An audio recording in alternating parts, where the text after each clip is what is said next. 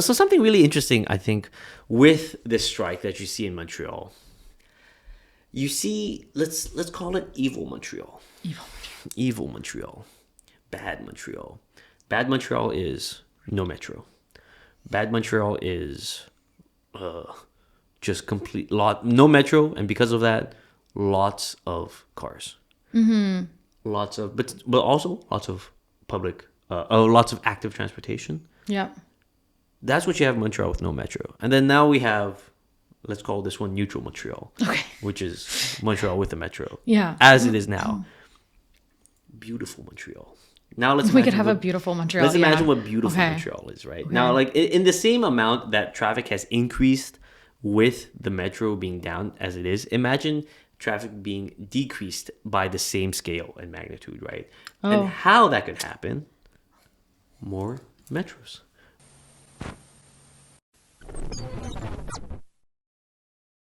Hey! It's me, your host, Colin Dansaba.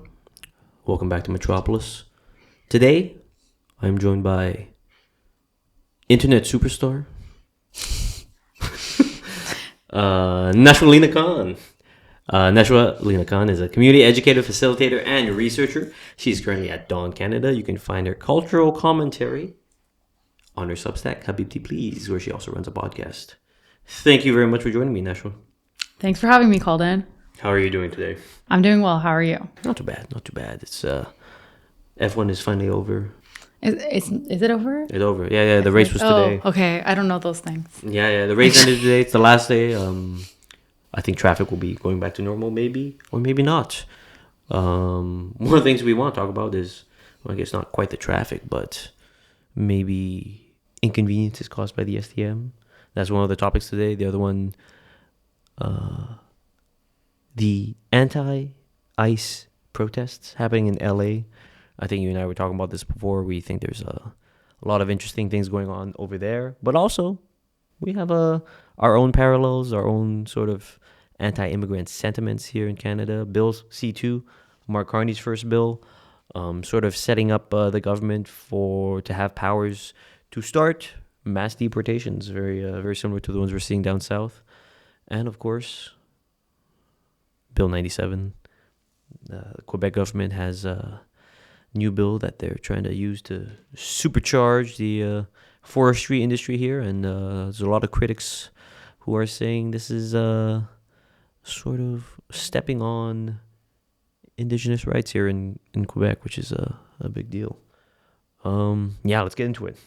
Okay. Yeah. So let's. I have this little blurb here about Bill 97. So this is from an article on CBC News. Why Quebec's forestry reform is facing backlash from Indigenous groups and conservationists. The article goes, Quebec's sweeping reform of how forests are managed is causing concerns among Indigenous leaders, conservation groups, and unions who warn the changes prioritize logging over the long-term health of the ecosystem. Bill 97, tabled this spring by Minister of Natural Resources and Forests, Maite Blanchette Vezina, proposes to divide the forest into 3 zones. Zone 1 prioritizes conservation. Zone 2, timber production, and the third zone for multiple uses.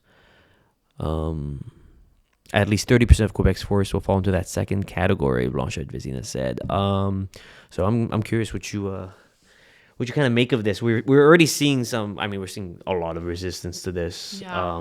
We have the Mammal Alliance up north who's beginning a blockade and occupation of the roads there. I'm kind of curious what your take is on this development. Yeah, and the blockade is kind of actually reminding me of images from Land Back Lane and Oka, which like we haven't seen a blockade, I think, in Quebec in a while. No, that's true. But like the images are really reminding me of that blockade and the documentation of that blockade, which like was a very brutal. The way that the government of Canada handled it was very brutal. But you talk about Oka specifically. Yeah, Oka. Right, it was very brutally handled and dismantled. But with this consultation or lack thereof, it's kind of like a liberal government or a federal government that like also does land acknowledgements, but then Indigenous consultation is really lacking with this one. So it's like in the Truth and Reconciliation, like the 94 calls to action, there are calls towards proper consultation. Right. People always say there's consultation that's happening. But bypassing consultation is like not new to Indigenous people, No, of right? So course. that's why I think a blockade is happening so quickly. They're not like waiting on it, seeing what happens. It's like this this categorization without consent is gonna have land defense, just like we've seen with Standing Rock, which you were mentioning earlier, and we were talking about, and Fairy Creek, right? There will be land defense, and land defense doesn't always have to look like land defense, like in front of a tree or in front of a pipeline build. It can look like a blockade, like a road blockade, or like a checkpoint, right? Which like tiny house warriors, what they've done as well. Yeah, so I think we're going to see more of this as like resources become a hot commodity, because what can Canada give the world? Yeah. Natural resources, oil, Where are those timber. natural resources? On unceded territories, Yeah. often. Yeah. I mean, you see this. I think this is interesting because in the current context right now, there's a lot of talk about kind of like making Canada a global superpower, right? This is especially with Mark Carney coming in. You have all the different, big banker Mark Carney. Big, yeah. You have plotting.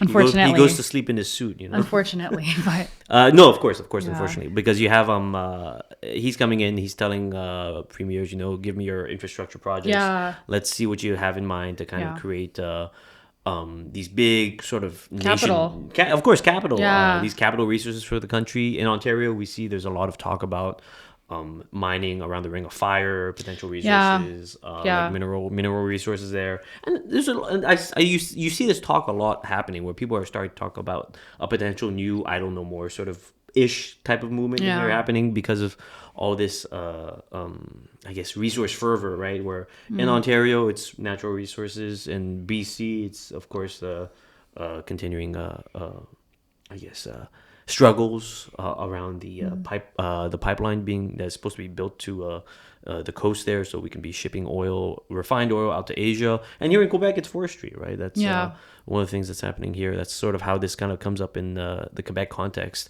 And I think it should be said that I think the forestry industry, the timber industry especially, is one that has sort of taken a hit because of Trump's tariffs. They're looking at taking more tariffs as the tariffs are going to go up on timber again, going further down the year in October, I believe. And the response is, okay, so it's time to dig in. It's time to go on all this unceded territory and just kind of like raise it, right? And that's what people are saying, right? There's this kind of worry from it's interesting. I think one thing that's interesting about this Bill 97 is that the combined, like this sort of like at least in this, like the critics is like Indigenous leaders, conservation groups, and unions, where like sometimes I find you have these sort of like, there can be frictions between like, let's say like unions and like kind of like working class goals, and let's say more like Indigenous groups, right? Or environmental groups, right? Like Right, Steel in Hamilton is a big example of that friction, actually. No, of course. Yeah. And it's kind of interesting seeing them kind of in lockstep here. It's maybe I don't know if it's a sign of things to come, but it's an interesting thing to see here. Well, I think the lockstep here is like that when you exploit timber so quickly or like deforest so quickly, like how many cycles can somebody have a job for? No, exactly. And so like actually a worker's mindset would understand. So Yeah. It's making a lot of sense. This boom and bust is not going to last. Yeah. So I mean, that article in the CBC continues. The Assembly of First Nations Quebec Labrador argues the bill essentially gives the forestry industry the right to bypass consultations with First Nations regarding activities on those territories zoned for intensive logging. Bill 97 places the forestry industry as the principal actor responsible for forest management in the intensive forestry industry, argues the CSN and FIM CSN unions. The union continues. Logging companies tend to exploit the forest as quickly as possible to increase profits in the short term. For the workers, what's important is maintaining good jobs in the long term. Yeah, I mean, so we're talking about Standing Rock and the Fairy Creek blockade, and there's this talk about, I guess, a sort of resurgent potential Indigenous resistance to all this kind of like all these land grabs and sort of like this resource rush, right?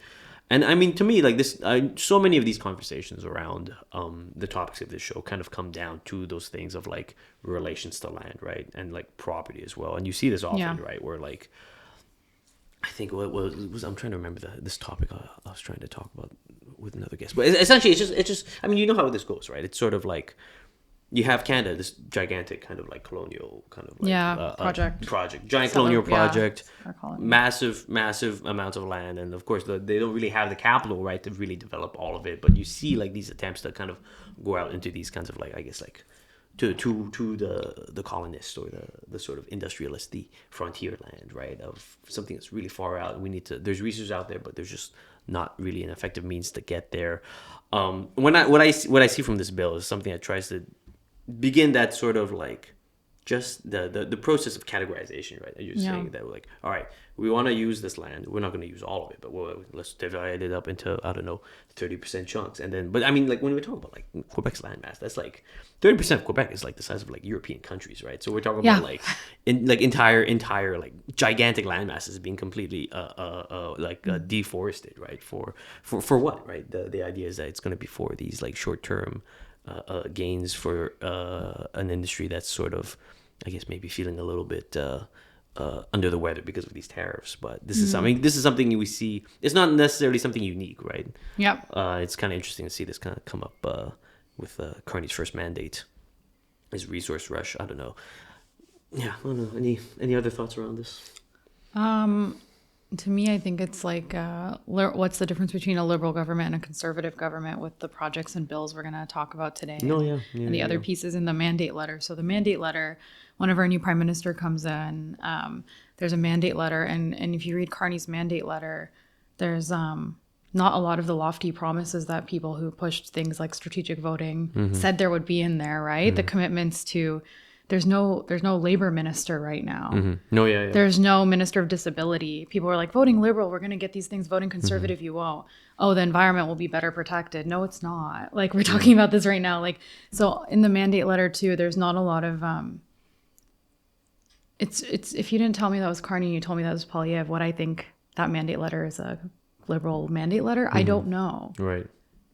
So this to me is like a conservative, like how much worse could the conservatives do? No, yeah. They would also do this. They would do no Indigenous consultation. Of course. So to me, I'm like just thinking about how these industries in response to Trump and how these parties in response to Trump are going to continue to break Indigenous consent. We will see pushbacks. I think we might even see hopefully like train tracks blockaded. Sure. Like a few years ago. But like I don't know what the power can be without what we'll talk about later, which is like mass mobilization. But yeah, I think the other big pieces are like just like what does like a land acknowledgement mean? What does having a feather in parliament mean, and like opening in an Indigenous way mean when like this is actually what happens in a material way? Yeah, I think it's the classic liberal thing, right? Of I think doing the kind of the right dance, the right rhetoric, kind of like doing the proper bow, making sure that Trudeau is wearing all the right like cultural regalia, when he's visiting another country. And fun green sneakers. Yeah. That's the classic liberal thing. He's with the people, And I guess to maybe contrast it, I mean, so that's I think you're getting at something important here, where it's like we're talking about how the current Carney government has shifted, right? The Liberals were already shifting right before Carney, and this is kind of like it being cemented. I think when you look at the CAC government's Bill 97 and you look at Carney right now, you see a lot of kind of similarities. Well, they're right? tandem, right? So Absolutely in tandem. Sorry, so like and even Ontario is which is a blue province right now. It's run by Doug is Ford. doing like Bill C5, right? So this is all happening at once. Like sorry, I started talking about Carney, but this is a Quebec bill. But anyways, because I view it all as the same wave of a conservative politics that does not care about consultation with Indigenous people, does not care about migrant rights, does not care about a Canada that's like living up to its whatever calls to reconciliation. That's like there's boil water advisories in Quebec for Indigenous nations, and then they're like, but we're gonna take some trees too now. I think it's like no clean water, and also we're taking your trees. I think one thing that I think is interesting about the CAC is they're sort of like they sort of try to represent this like I mean they literally were I mean it's in the name, the Coalition Avenir Quebec, where they were sort of like this kind of like ragtag team of like MPs, organizers from like the PQ, from the Liberal Party of Quebec. I think they even got some Greens in there, right? So the whole thing is that they're this sort of like we're putting our like individual parties aside to form this new party, and then But the new party is still like, of course, like center right. The new party still has some kind of direction, and then eventually, like despite those kinds of differing, I guess, independent members coming from different parties they're essentially coalescing around this right-wing project, Yeah. right, which is like resource development, which is continued attacks on immigrants, like international students. Even we see that a lot under the CAC. It's like they're sort of this new. One of my favorite things about the CAC was sort of about how they took the federalism of the liberals and the sort of nationalism of the PQ and just tried to merge them, right? So you have this thing that's like, and with like, with the thing of like having the federalism of the liberals, you still have this kind of organized, this organism that's like, with that, we're gonna maybe sometimes we do the right dance, we sometimes we'll do a land acknowledgement, but we're still here to build, we're still here to kind of bulldoze through. But I mean, you've seen what now I think about, like, if that's their attitude, what could stop it? I remember there's one time where, like, I think during the during some blockades that the Kanikeha were doing in Kanawage, Legault absolutely refused to send in any like Quebec police because he was like, they have guns, the Mohawk have guns, so I'm not gonna go near them, And it's interesting to think about, like, that sort of being something that kind of like, I guess maybe stifled a full like gung-ho approach from him. Like an insurgency of the police in there. Yeah. Okay. They're considering that, but then because of literally because of Legault's memory of Oka. Oh yeah. He like backed off. He was like, no he way. was like, I'm not gonna go there. I'm not gonna send anyone there. Which kind of, I guess, I don't know. You're talking about Oka before. It kind of proves, I guess the resistance works. Yeah, resistance works. People remember. Yeah. Don't. Well, I just think about Algeria, like the length of that war, and anyways, not related to here, but in a way, resistance, or like Indigenous land protectors have statistically also like helped all of us combat climate change, right? There's all those numbers about like Indigenous land defense has helped climate change more than, like, I don't know, people learning their ecological footprint in grade 3 and then learning that you shouldn't dump chemicals into your sink, and like you shouldn't keep a light on or keep the water running when you brush your teeth. Indigenous land defense actually saves all of us way more than that. And I guess like the other thing is like this pressure on Quebec and the CAC, I think, is coming from Ottawa because of this Carney's attempt to be a global superstar, energy superpower when it comes to being able to put out resources. And I think the next things we will come and see, just like forecasting, is water. I think Canada has a lot of water. Canada has a lot of water, a lot of clean water. I think the most fresh water in the world. Yeah, and we're a huge continent.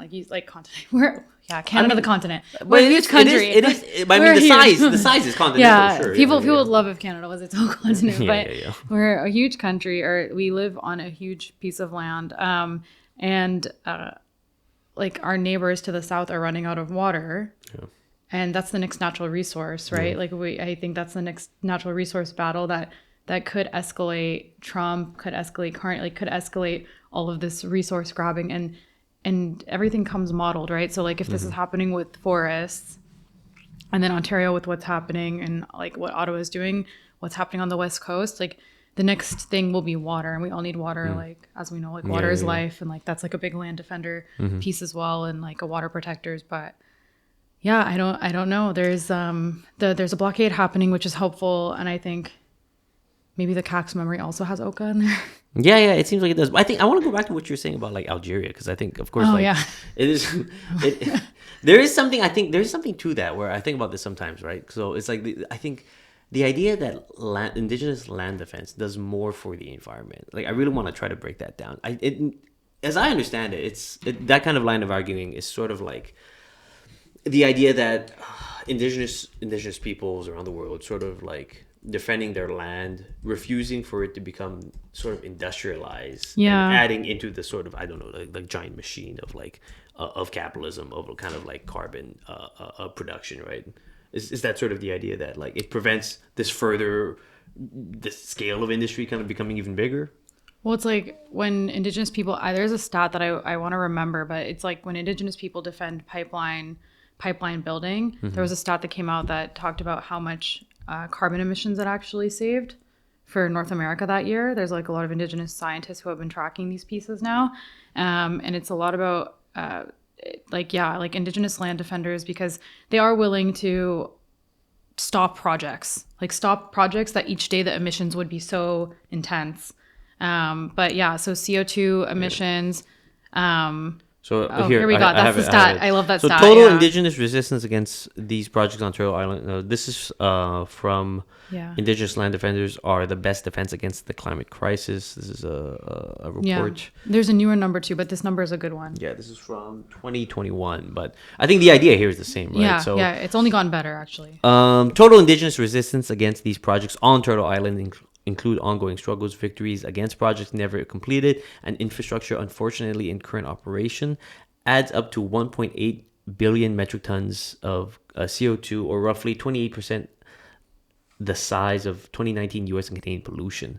Victories in infrastructure fights alone represent the carbon equivalent of 12% of annual US and Canadian pollution, or 779 million metric tons of CO2. That is huge. Yeah. Right? Yeah. And So- ongoing struggles equal 12% of these nations' annual pollution. Yeah.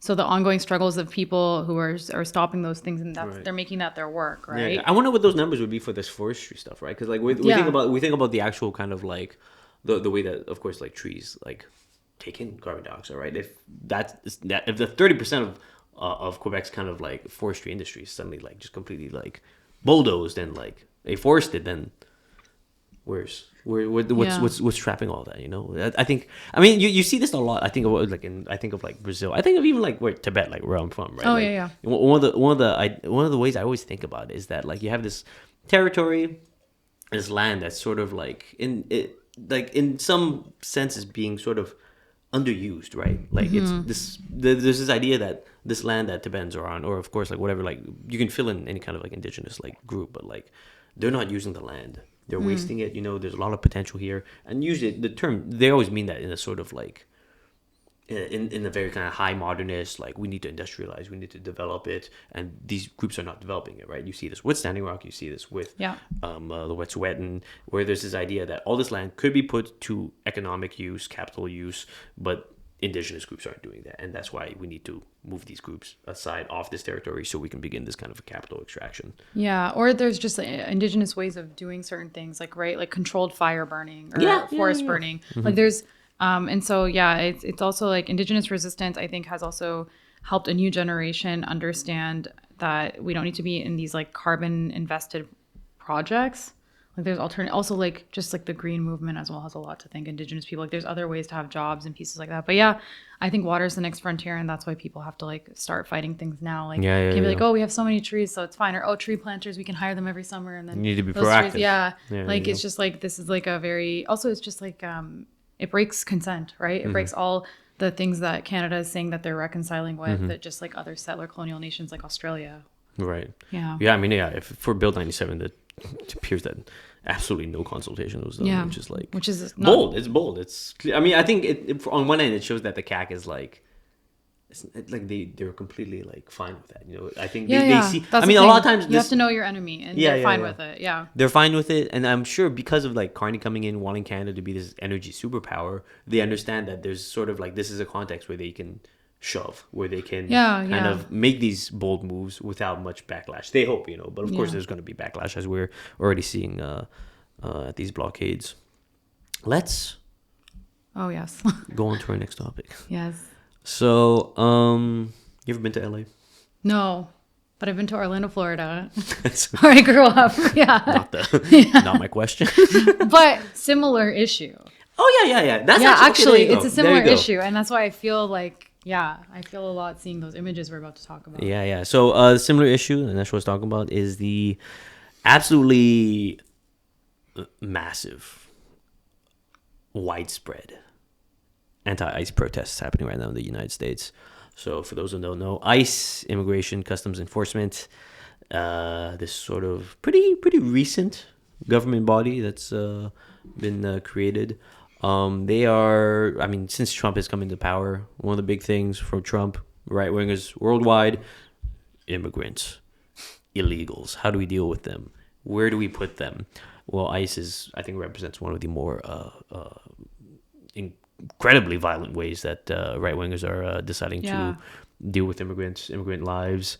They're doing these absolute since Trump came into power in January. I remember I was in Chicago when these started, but they started them in Chicago. But ICE is just doing raids, big raids, just grabbing people off the street, following them to their homes, grabbing them, not wearing any kind of identifying. Like plain clothes. You ask for names, they say no, they cover their faces, which is like, I think, which is quite the departure from other kinds of law enforcement, where like usually someone has to, for the most part, identify themselves, and there's some kind of like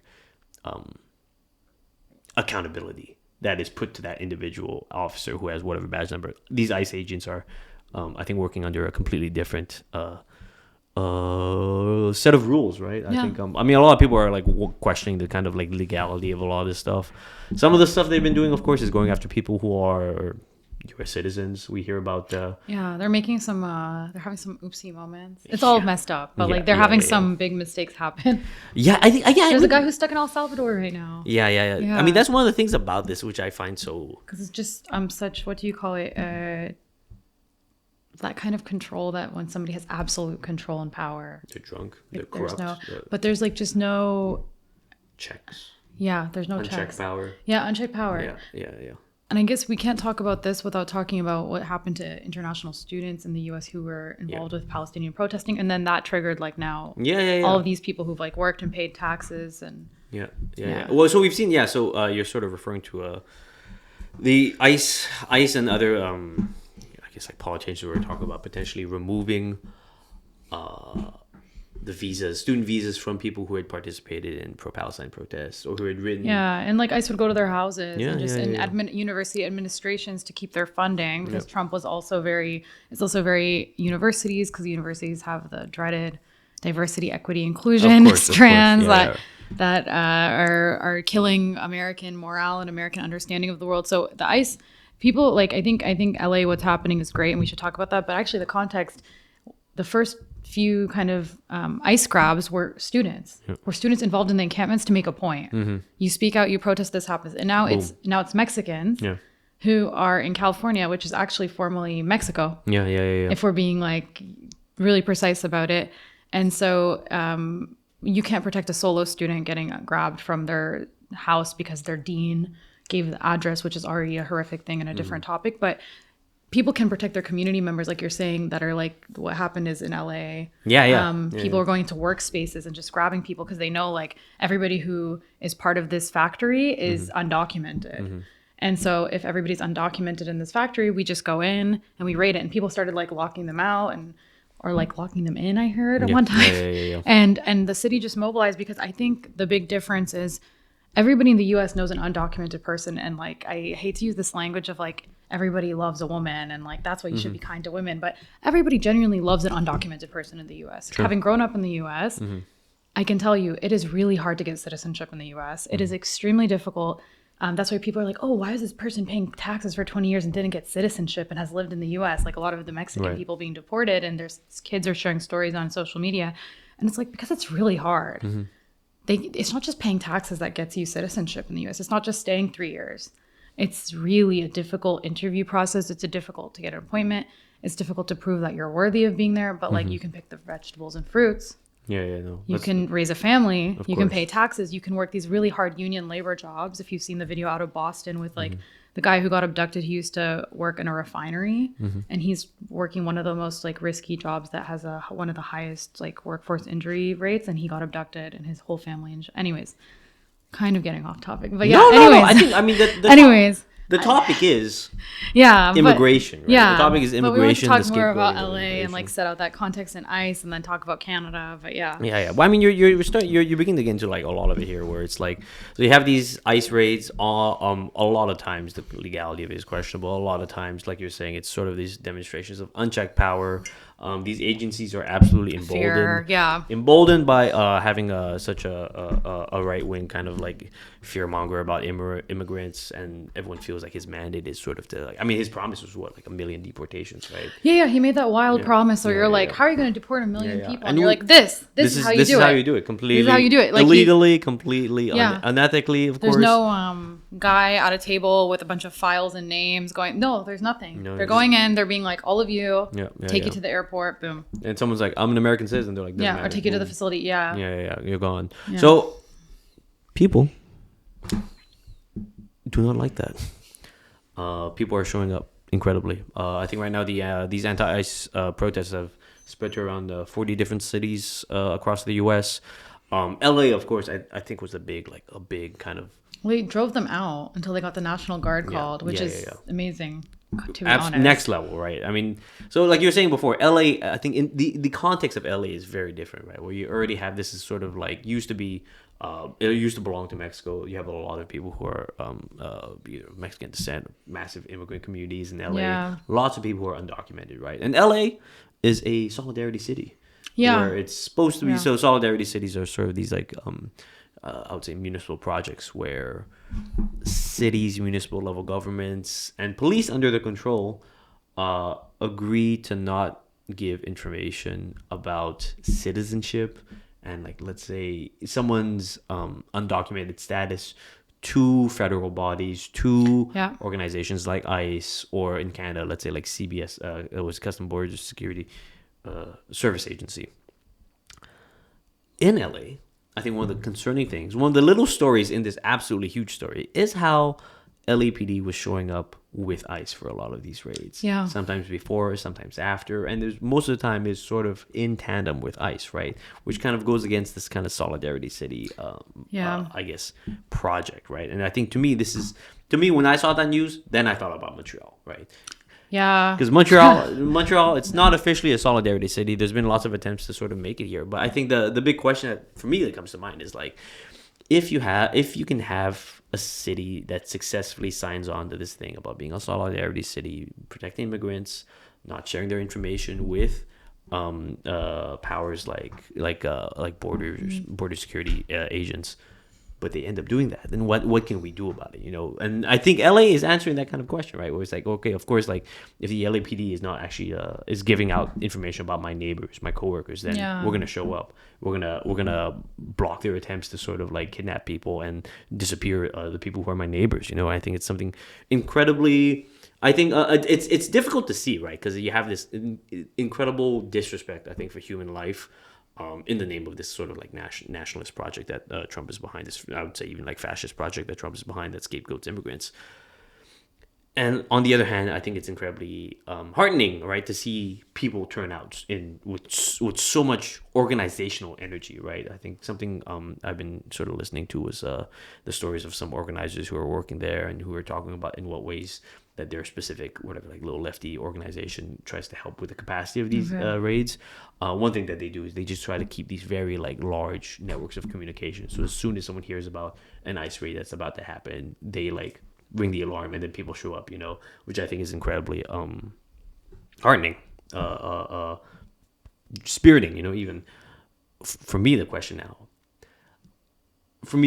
it's not quite the question because it's kind of obvious, but for me the concern is ways that this kind of anti-immigrant policy attitudes are here as well. You know, a lot of times, you know, you ever come across people who are like Canadian and they're like, at least we're not American, you know? Oh yeah. Well, we all know people like that. Of course, unfortunately, of like the course. smug Canadian identity is one that's like very prevalent, Of and course. especially amongst like university educated people. Yeah.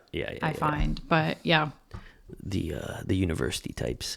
I mean, outside of that, the issue with this kind of line of thinking, I guess, is that no, that is not the case. There's so much anti-immigrant kind of stuff that's building up here, and the topic of this, a conversation, Bill C2, Mark Carney's first bill, sets up Canada and like Canadian border service agents, federal agencies, the exact same powers that Trump is sort of giving to ICE and the border guards in the U.S. You know, it sets up things for mass deportations, incredible privacy rights violations. I mean, let's just get into it. We have a little explainer here of what Bill C2 is. But so yeah, Bill C2, the Strong Borders Act.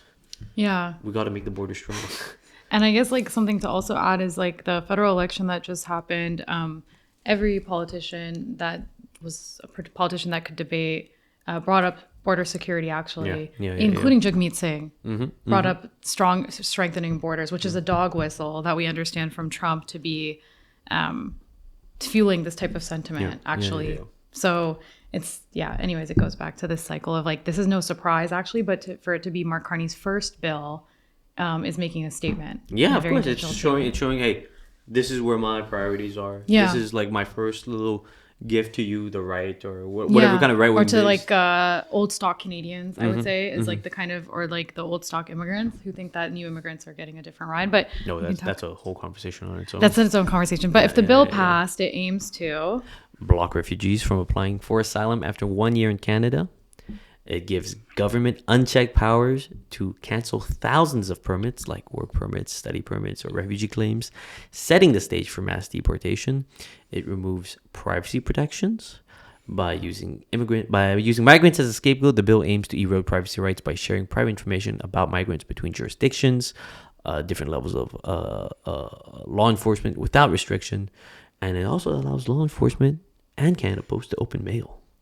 Yeah, so the expanded surveillance is something many people are like missing who are writing about this and talking about it, but the expanded surveillance is very much like a post 9/11 feature, and I think immigration and policy in Canada usually does reflect what the US does.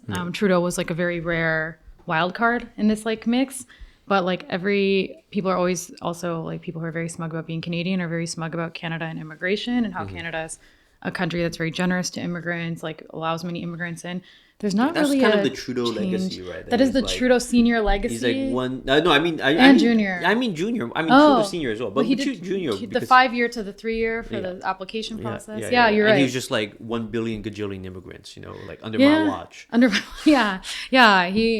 Because he liked doing blackface, and he liked multiculturalism and feminism. He liked lots of things. Like he was very like a weird person. He was a drama teacher. He was a weird, but. I think one thing that's important is that Carney's a liberal. Trump is a conservative, which means a Republican, I guess, in American speak. So I think people should realize, though, because a lot of Canadians are very like surprised by these things when it's a liberal government. They're like, they act like they're so flabbergasted.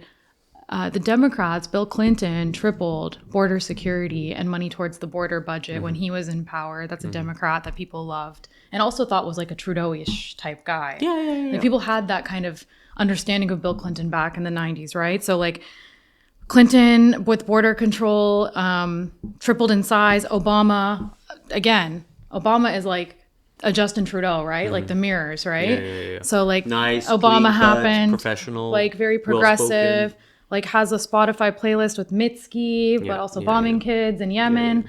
Like very confusing man. Contradictions, right? Yeah. But Obama actually is the person who border and immigration, the federal budgets became the biggest they've ever become, right? Law enforcement agencies combined, like then every law enforcement agency combined. During his mandate, I think people start calling him the deporter in chief because he deported more people than any other president before. Yeah, so I think people should not be like, oh, Carney's a liberal. No, he's making a statement with this as his first piece. There's an anti-immigrant sentiment that's been rising in Canada. Yeah, we see it with how people are doing hate crimes constantly against indigenous students, Indian international students. And there's obviously a lot of anti-indigenous racism. But of course. ICE post-Obama look at the National Defense Authorization Act. But yes, Montreal, there was a recent one that I was telling you about. But there was 2 in a week, but we only found 1. But So, I mean, this is, there's a mosque that was hit with a tag that said, F Gaza. Of course, they didn't just say F. It was the full word. The full word. The full 4-letter word. Thank you, Colton. Thank you. Censoring myself. So I think with Bill C2, which I think can pass as an omnibus bill, there's going to be an ability to get rid of people at a way faster rate, become a deportation machine as well, like a junior deportation machine. And I just don't think, and we were kind of talking about this and how like it's something to explore and unravel. I don't think Canadians are as ready as LA is. Yeah. Maybe Montreal, but I don't picture like other cities I've lived in or been in for a while. In Canada Being that organized to protect neighbors, unfortunately. And I don't know what it is about like our geography, our sentiment, our daily lives, our grind, but like, or that I think Canada does have a problem where like undocumented people are not as integrated into like most people's lives. I think it is absolutely that kind of integration, right? It's always like, I mean, the sort of, I think the massive most of the undocumented workers here in Quebec or migrant workers who have come in through the temporary workers program are, and I They're mix, isolated. yeah, They're and I isolated. specifically I want to say I mix those two because like I think in the mind of the kind of like whatever like the anti-immigrant voter, it's the same. It doesn't matter, right? Yeah. It just doesn't matter if you're here with documents. Doesn't matter if you're here temporarily. Doesn't matter if you're here as a citizen. You know, it's like I don't want you here because They don't care about us. they don't. I mean, they don't. Like, But you, the viewer, does. yeah, they don't, they're like, oh, your English is a little good. Yeah. Like, how did that happen? Yeah. And You slipped on by. Yeah, what happened here? Anyways, But yeah, I mean, the idea is like, I mean, here in Quebec, like a lot of the kind of like temporary like migrant workers, they're coming here through agriculture, right? And they're here and then they're back. Yeah. You know, it's exactly this thing of isolation that I think separates the Canadian context for temporary migrant workers. the nannying and- programs, the nursing programs, Yeah. they're mills.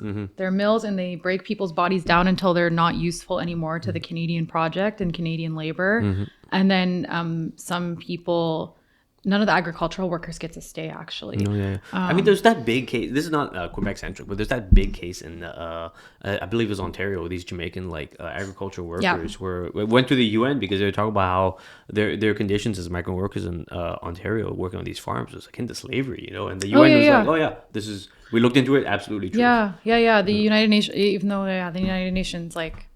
But even they're saying it. But Even like, they're yeah, I'm saying like, oh, a little left of them, but Yeah.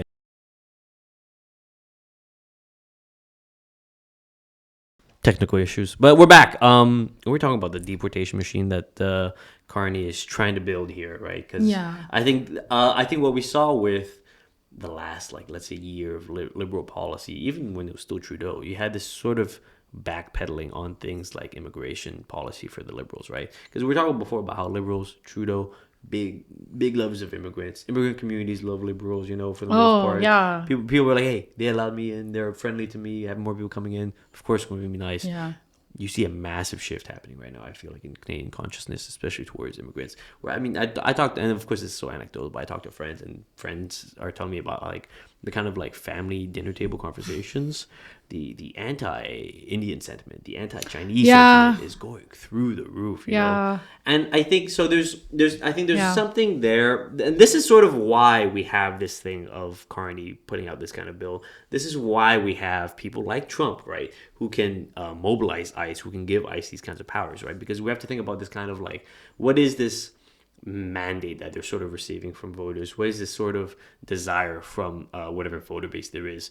And in my mind, it's always sort of been that like when I look at the conservatives sort of conversations and their policy points from the previous election, right? And it's interesting the way they kind of like formulate things, and it's interesting that like I remember one of the like Pierre Poilievre's like housing stuff. He was always like he always mixed housing with immigration. You know, it's like we're trying to build more houses, we need to stop the immigrants. You know, because this idea that like. The idea that is trying to be put forward is that like all these issues, all these real issues, right? Like the housing crisis, like the cost of living crisis, is caused by immigrants, right? Yeah. You have these. I mean, they had the famous. I think we saw this especially with the foreign buyers ban, right, on houses, right? Where the idea was like it's these rich Chinese people who are coming up and buying houses, which it's not that they're not doing that, but it's just that when they do that, it's just more visible, right? When they do that, it's more visible than just like the quietly Canadian billionaires or Canadian millionaires or these giant like my landlord who has 8 buildings in Montreal. There you go. Thinking of you, man. I'm so mad. I'm sorry. It's a Montreal issue. It's a Montreal show. Absolutely. There you go. That's the Montreal connection. But I mean, we're talking about these things, and it's sort of like the idea is that it's like you have these real issues that people feel, these real material kind of struggles that people are going through, and conservatives, right wingers, put the pin on immigrants, right? And they turn this thing that, in my opinion, should be more than just ideas of immigrant versus not an immigrant, right? It should be about the actual people who built these systems rather than the people who are also victims of the system, right? And Carney, Pierre Poilievre, Trump use this base to build up support, to build up consent for just building these absolutely massive like state powers, right? Like even outside of like this kind of like deportation stuff, it continues to embolden the state. It continues to give them much more powers, completely unchecked powers to just check your mail. You know, that should be like you're not checking my mail. That should be rule number 1 of existing in the society. And it normalizes like these racists that we keep seeing little videos of. Like somebody was asking somebody to get out of a bike lane the other day, and the guy said, "Are In you Toronto, here legally?" Yeah. And interactions that happen like that all the time, right? Like in Quebec, when my grandma came here, she doesn't speak French, but she's from Morocco. A Quebec person was like, "How are you from Morocco and you don't speak French? Like, didn't we colonize you?" And I'm like, "You didn't. You're from Quebec." That's my grandma's first memory Crazy of statement. Canada. That's That my is a grandma's first memory of Canada in the airport in absolutely Trudeau in wild YUL. interaction. And my grandma's like we're like not all Moroccans actually learn French. Like that also depends on your social whatever. I'm not going to educate a Quebecer like that, like a racist Quebecer. But you know, like Canada is also known for, besides like Trudeau era, like and his father and like the way they greeted immigrants and were a safe haven for so many immigrant communities. Like if you go talk to the Vietnamese community, if you go talk to the Smiley community, Tibetans. Pierre Elliott Trudeau was there to meet the first Tibetans. Oh really? Well, I was gonna say like they did the apple thing with some communities where like they showed up to the airport with red apples, and it was for immigrants to remember. Liberals. The liberal, yes, I swear That's to nuts. like they were really smart. And people don't realize that Trudeau Senior's Multiculturalism Act is actually a response to actually trying to stop Quebec's sovereignty. It's trying to dilute the population with Anglophones, actually. So people don't realize like, no, that wasn't like empathy or like whatever it is. It was an intentional way to build the Canada that he wanted and not have all of that happening. So like even all these other things with Carney and like our point system, which only privileges professionalized immigrants, or even how they picked Syrian refugees, was very intentional. They didn't change the refugee scheme or the numbers let in. They made churches do private sponsorship and families. So actually took the financial burden off of the Canadian government. They did it after Trudeau had that bad photo op with the little girl asking like something, and then Island Curdy washed up on the beach and died, and he was supposed to come to Canada, and his aunt was in Canada. Like this was like optics, and Canada was vying for a security seat on the UN Council. And now America's doing these ICE raids, and Carney's like, well, it's my time because we're the echoes. We're the echoes of America is my theory, right? And like a theorist, but like also we also say we're the best at the UN and we do all these things. Well, this completely contradicts our obligations to the Geneva Convention, which we're contradicting every day with arms sales. Right. But we're contradicting it with immigration. And so one of the other big things that you mentioned is refugees seeking for asylum can no longer apply after 1 year. The examples that activists are giving are like, sometimes you don't get it together to apply for asylum in a year. Sometimes you don't actually like know how to, there's a lot of bureaucracy. Of like, course, yeah. Like I'm very privileged. I was born here. I didn't have to apply for immigration. It looks like a lot of work. I know a lot of people have had to apply. It looks like a lot of work. Famously, I mean, that's the classic liberal system of this kind of like means tested thing where you have to apply. There's a lot of bureaucracy, right? Yeah. And they set this up just so the actual final number of people who are like either applicants It filters or and weeds people out. Exactly. Yeah. If you don't have the privilege, the luxury, the knowledge of how to navigate these systems, you're going to be left out. And that's absolutely by design. Yeah. And beyond the safe third country agreement, we have this system where like you can apply. If you come from America, you have 14 days where you can come here and apply for immigration. That's not going to happen anymore. Canada's much easier. Like I said earlier with the LA protests, it's really hard to get an American citizenship. Canada's an easier place. If you're coming from the US, because like the Haitians who fled a few years ago, does everybody remember that? Do you remember that? A bunch of Haitians came from the US to Canada. Yes, I do remember that. Yes, and then there's Indian families who came through the US. Yes, they came from the U.S. because of what Trump was doing.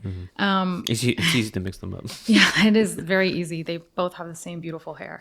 And so like people don't realize that there's a lot of people who that 14 days is really vital to them. And if Bill C-2 passes, they can't come to Canada. It's going to eliminate a lot of people who are like the least privileged and continue to build this Canada where it's only people who have engineering degrees, doctorates, medical degrees that they can't even utilize here because we have a horrible system for that kind of conversion too.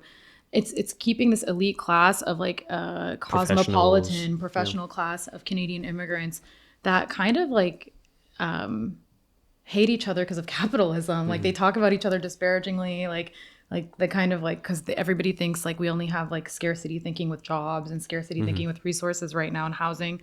But it leaves behind so many people. It leaves behind students who come here through maybe the WUSC program, the World International Refugee Program, and then want to stay after and apply as refugees. Like it's these mass ability to just cancel groups of applicants, which also is part of this. So like if they decide, oh, we're canceling the whole group of applicants from XYZ country, just like America, we might not. So if Canada like has like a position against a war, or like a country that's like maybe doing strikes right now, right?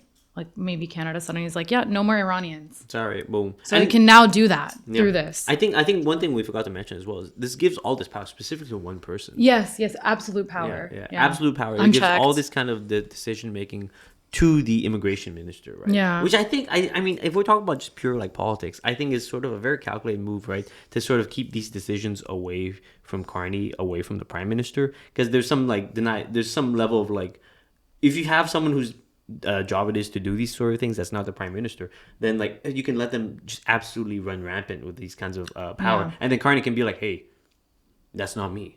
That's the immigration minister, right? Yeah. There's that kind of like divide that can kind of be created for that, right? Where, and isn't it Mark Miller?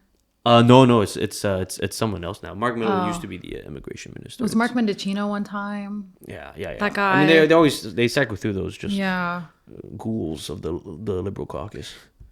But it might be 40 days instead of 14 days. But anyways, the point is it's going, oh, yeah, it's a Lebanese woman. Yeah, Lina Diab. Sorry, I'm allowed to say that.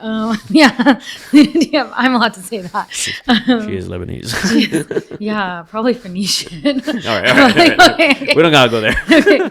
But anyways, the point is that Canada needs to get ready and start, write your MP. Like, I don't always believe that's the only method, but it is a tactic. Start there. I think people don't realize that they need to like have the alarms ringing about this bill, because soon it can become like America, where they're talking about even revoking birthright citizenship, which Canada has birthright citizenship. We're among one of the only countries that has it. A lot of countries don't do it, but like imagine how many of us, if we had to prove our parents were Canadian first, like might not have it. Like I'm lucky enough that I did have a Canadian parent, but like there's just, you have to think about outside of yourself. That's like the big thing with organizing, right? You don't think about yourself first, which is like when like white feminist organizing goes into like a silo, the pink pussy hat feminism, right? They're only thinking about themselves. But like, yeah, you got to think of, and that's how reproductive health went to shit in the US, right? Like with Ruth Bader Ginsburg and her legacy, and white women being like, let her have it, let her hit 80. No, that's so selfish. You got to step down. So like with Bill C2, it doesn't matter if you don't know somebody impacted. It doesn't matter if you're not impacted. It doesn't matter if your family came the quote unquote right way, which is like fake anyways. Because it's just made up rules. People should be involved and like read what's happening. Like you said, like they're just gonna do mass cuts to essentially what are civil liberties. Yeah. I mean, like, if we look at the U.S., I think this is a great point, right? Because think about, while this might not affect you because you're a Canadian citizen, maybe you're not an immigrant, maybe you're not even applying for any of these permits, someone around you is. A neighbor, potentially someone across the street, someone who goes to your grocery store. Yeah. What happens to them can absolutely become a model for what can happen to you. If we look at the U.S. and look at that model, which is, like you were saying before, I love that. We're an echo of America, right? We are. So right now, if the shouts in America are, I'm a U.S. citizen, why are you deporting me? That will absolutely echo in Canada, given enough time. And given no pushback, right? Because that's the one thing where, like, that's the one advantage, I guess, that we're at, right? Looking at America, we get to see maybe a few years into Canada's political future. And maybe it gives us some time to prepare. Maybe it gives us some time to know what's kind of coming in. And maybe we could note for people living in Montreal about like we're not far away from facilities. We live near a facility. Every major city, like when I lived in Mississauga with my parents, there was a facility within like a certain diameter. Like we can all reach a facility. There's one in Laval we were reading about. You're talking about, you specifically the kind of facility you're talking about is these migrant detention centers, right? So we have them too. Like They're not far away. A foreign concept. It's not a U.S. thing. Laval might feel far to a lot of you, but that's just across the river. It's across the river. It's a brand new building. We were reading about this before, like this building that was sort of announced at the end of the 2010s. A lot of protests about it, a lot of pushback, and it's such a liberal kind of like thing where they're trying to talk about building a humane migrant detention center. Yeah, like Australia. Yeah. They're horrible. Yeah. Anyways. And they're talking about like the migrants who are detained there can like do video conferences. There's a library. It's like, oh my, it's just, I don't know. The reading, going through those kind of like starts to break my mind of like this juggling that like the liberal system is trying to do of like, how do we do these inhumane things like, you know, deportations in a humane way, you know, but how keep do we, somebody in a prison. It's like, how do we take indigenous land, but then also, you know, do the land acknowledgement. Yeah, that's sort of the thing. That's the one. Have a ceremony and plant a tree. Yeah. and have the king here too. Yeah. Well, that was absolutely. Anyways, nuts. yeah. That's Anyways, its own thing. But yeah. it's these contradictions, right? But Yeah. I mean, it's full of them. We look deeper and deeper into the system, and the more and more contradictions appear. But I guess the final message for Bill Bill C2 is organize. Look out for each other. Write your member of parliament, annoy them. Don't only write them, they throw those away. Go to their office. We all live in a neighborhood. I Every love getting to riding know my has member of constituency parliament. office. I love getting to know my member of parliament. I don't even like fully believe in electoral Who's politics. your member of parliament? Right now, I don't want to say that on camera. Oh, okay. I want to catch I'm not trying to dox you. No, I want to My catch. bad. I want to catch them by surprise because I haven't visited them yet. But I always visit in a very professional way. Like, use your privilege, right? This is my message to everybody. True. If you're somebody like me, I have no accent. I was born here. I have so much privilege. I have graduate degrees. Like, I have all of these things. They want to meet with somebody like me, and when they meet somebody like you, record it. Yeah. You're allowed to in Canada. You have. If I just record this? Yeah, you're allowed to in Canada. Record it and then organize. Send it to an organizing group and say, hey, I met with blah, blah. Maybe other people in this community want to meet with them. Try to organize with your neighbors and do things like that because they need to have pressure on them because they need to know that like they don't need to get reelected. Yeah. Right? They don't need that pension. Yeah. They need it, but I don't need them to need that. They can't be supporting things like this and expect peace, So yeah, exactly. Like exactly. So that's like my biggest advice. Don't just read about it. Also, like, no, if you have undocumented people in your life, like, look out for them. Look out for them. Like, save them from surveillance, save them from trouble, do what you can for them. Like, there's other ways to get around it. There's also, like, I don't think we're going to hit this point in Canada, but if we do, there's, like, de-arrest guides coming out of LA. They're really good. And they're good for even just protests in general that people should be aware of. I have a feeling that all this organizing in LA is going to be a model for a lot of stuff. Yeah, there's really good de-arrest guides coming out. And, like, just read what they're doing. There's zines coming out. Yeah. Sweet. Rock and roll. Shout out everyone in LA. Best of luck. Keep the fight going. Our last topic. I'm trying to think of something funny. The STM's on strike. Have you felt it? Yes. But I will never say that publicly. This is my hot take as a leftist. This is public. No, but like this is my elevator take as a leftist to tell other leftists. Stop complaining about strikes. Do not publicly complain about strikes. I have walked 30,000 steps in a day recently, 57 minutes to one appointment. Did I complain publicly? No, because that's what solidarity is. Don't be a scab. Do not be a scab. Don't cross the picket. Don't support it. Don't complain. Don't complain. Complain to your friends. You have a group chat on Instagram with like little emojis as a name. Complain there. Totally. Let them know. I guess let me learn how to ride a bike. I don't know. I don't know how to drive either. So like, do you not know how to ride a bike? I know how to ride a bike, kind of, but I won't do it over here. I tried 2 summers ago. Too risky. No, I got into an accident. Did you? Okay, don't do this right now. Okay. No, I actually like in Vancouver. Terrible. Oh, I'm sorry to hear that. No, but the point is, it's being felt by many people because they did a great job. They struck to win. Yeah. Which is good labor organizing. Did you feel the strike? You drive. This is the thing. I drive. Because you don't live in an area serviced well by the STM, which is why they're striking to have better services. Yeah. Is that right? Yeah, that sounds about right. I mean, so they're not necessarily. I mean, I wish they were asking for extensions into the South Shore where I'm from, but I have experienced quite a shift in the city. I think this is something I was thinking about. So, like, I think since June 9th and until June 17th, maintenance workers, 2,400 of Montreal's transit maintenance workers are going on strike. And you have them going on strike at kind of different times. All the system is incredibly affected. We have... It was peak working hours, though. Yeah. Trust me, it was 6 p.m. I was outside of Laurier Metro.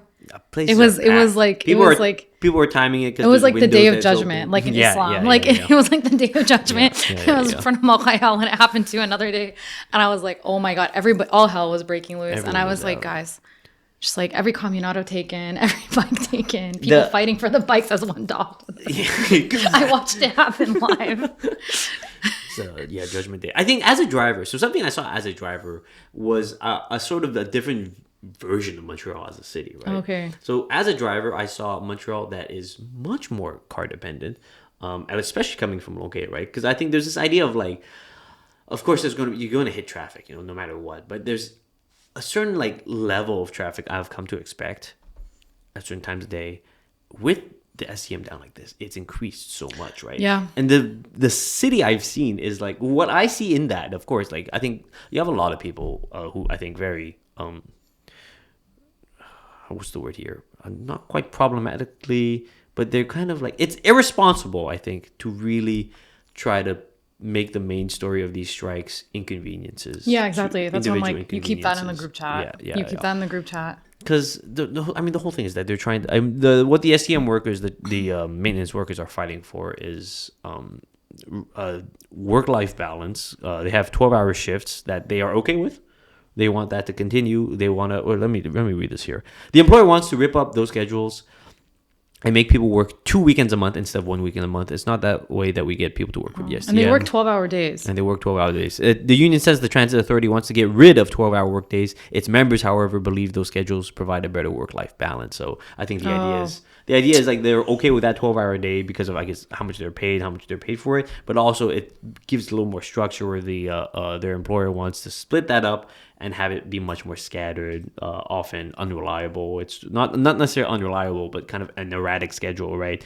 Where the workers want something much more, I think, easy to expect, easy to work around. You know, when I'm driving and there's all this traffic, I see what Montreal would be like without its public transportation. You know, if Montreal was a city without public transportation, what you saw since June 9th is what that could be. That is Montreal without the public transportation that we have, right? It's horrible. And it's pandemonium, right? And it puts a lot more stress on other modes of transit, like driving, like I have to do, like Bixies, like you're talking about. But I think there's an interesting conversation here about active transportation in Montreal, right? We were talking a little bit about this before. Well, like one other thing we should mention is that metro and bus drivers also recently have voted on a strike mandate, but no dates have been announced yet, which would cause this again. And they're on talk 75 of 170. Last time they had 170 talks. Right now they're on talk 70. So, you know, this could keep conversations industrial complex. This is nowhere near ending. Yeah. So, but like some of the takes I saw, which I think are there's some validity there, is that so Valerie Plante, if anybody knows her background, she comes from like a progressive, big L in brackets, liberal, progressive background. So like I think Projet Montréal, she was part of Broadbent Institute on the board. So like that kind of social democrat vibe, but like big time. Very much, very much like a Boston, Seattle, like bike lanes type person. Urbanist, yes. Like and my master's was like in urban planning. So like I know the person very well. That type of vibe. And so people criticized who are like leftists that like her focus on bike lanes, which she has done a good job, I will say. Yeah. Like Saint Denis. The city has bike lanes now. Saint Denis. I don't know what it looked like before, but like it's looking good. Like parts of Clark, like it's honestly like, it's looking good. Those bike lanes, but how her focus on bike lanes has actually neglected the STM for people who live in suburbs and not like the Montreal core people who live in like Plateau, Little Italy, all these neighborhoods downtown, like that you can like that are bikeable. So you'll survive like a strike, but also like you're not transit reliant in the same way as people who are coming from those other areas, and how she didn't like cast her net wide enough with transportation. Right.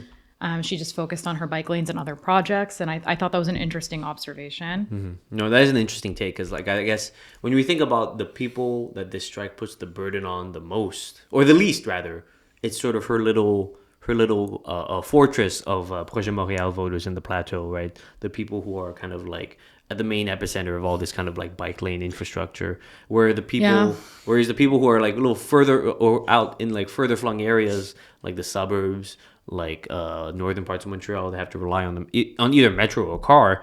They're sort of out of luck. Yeah, because they don't really have that kind of like the public the either active transportation out there is like really like the infrastructure is not there at all, minimal, or the reliance on cars is still heavy there because there's a lack of investment in public transportation like buses and metros. Bless you. Excuse me.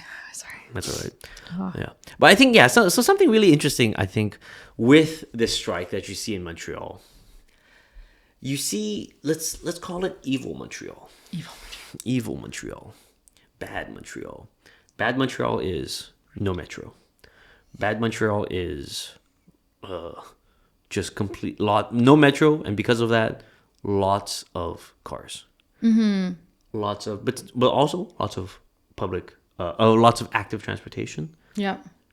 That's what you have in Montreal with no metro. And then now we have, let's call this one neutral Montreal, Okay. which is Montreal with the metro. Yeah. As it is now. Beautiful Montreal.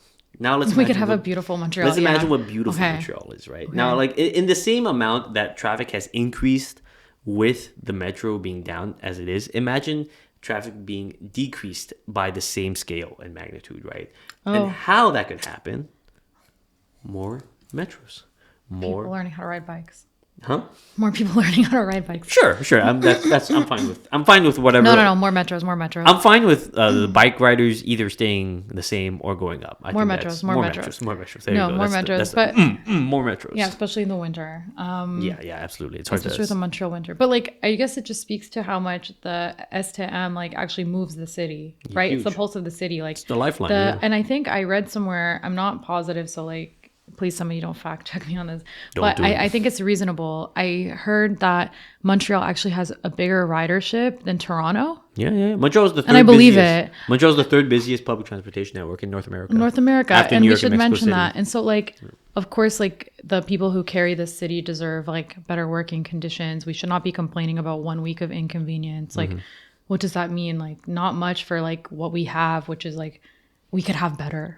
Yeah, we could have better of this, which is already. And I just think about like taking the TTC, and I just, my brain hurts. Like it's just a U and then one line and then a random extension to York University because of Doug Ford, because his Vaughan homies and donors wanted that. Like whereas Montreal Metro, just look at that map. Could be bigger though. It could be bigger. It could be bigger, and that's what we're always doing. Hope is a discipline, as Mariam Kaba, the prison abolitionist, said.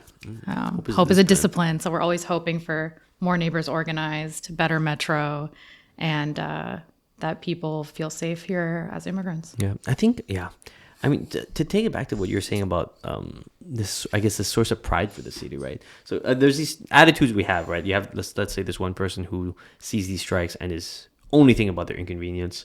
And I guess what we're pushing is like try to go beyond that. Try to show some solidarity. We were saying that before too. We've been saying this. We were all beyond the pink fuzzy hat activism. Yeah. It's not about you. It's not about Ruth Bader Ginsburg. If we have this thing, if we have this thing that is the STM, which is probably a crown jewel, I would say, of even like public administration, right? It's incredible that this thing got built and that this thing is still here and maintained. The issue, of course, is that it's not really been expanded. The issue, of course, is that these workers are suffering these just terrible kind of working conditions and these these shows of force from the employers, right, to try to force these people to not have a work-life balance. When these are the people, when I think about like the most essential workers in the city, I think of STM workers, right? Because like without them, you see what happens, you know. And I think when you see people started losing it at the station. I bet. I'm what sure I saw, I was sure like, I don't want to see this. I'm sure. I don't want to see this in my neighborhood. I'm sure they did. So let's try to like what should we practice when we think about how much you love the city? Think about how great the metro is, how easy it is to get around, and instead of taking this as like as something that is, I don't know, like you feel entitled to, think of it as something you're thankful for, and just think about the workers behind it. You know, this not like these things don't just exist like as just these just random machines that AI show is up. not running it. Yeah. AI is not running it. There's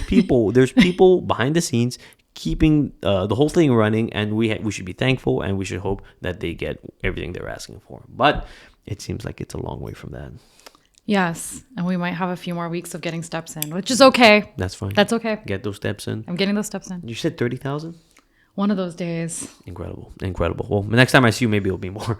We'll see if more strikes happen. That's all for today's episode. Thank you very much, Nashwa, for coming on. Where can people follow you? People can follow me on Substack at howdyouPlease.substack.com. I have a Twitter account, which is Nashwa K, NASHWAKAY. But I would prefer if you follow me on Substack. Check out the Substack. And everywhere you find podcasts, you can find Habibti Please. There you go. Listen to Habibti Please. Give them a follow. Thank you very much for coming on. Thank you, Calden. And thank you, listener, viewer, for being here with us. Take care.